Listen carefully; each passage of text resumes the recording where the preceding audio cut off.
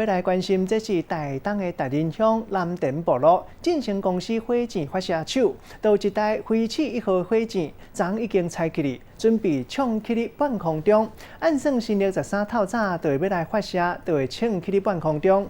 这一届就是咱台湾头一届民用的商业火箭发射的试验。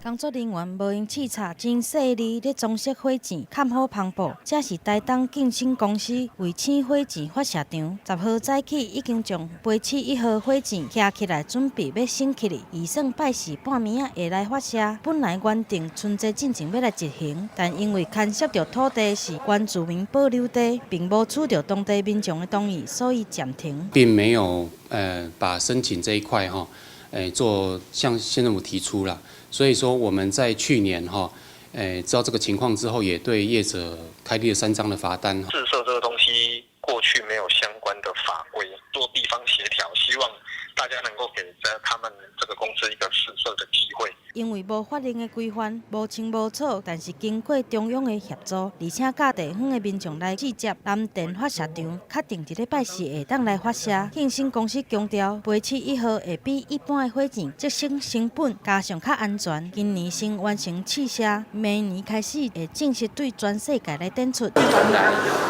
祈福，让这个太空产业以后在南田真的能够发光发热，然后为地方带来这个经济的繁荣。 所以对环境的影响是几乎是没有。同时，这嘛是国内头一摆民用商业火箭发射试验，飞起1号上大的弹道高悬度，预估会当达到300公里。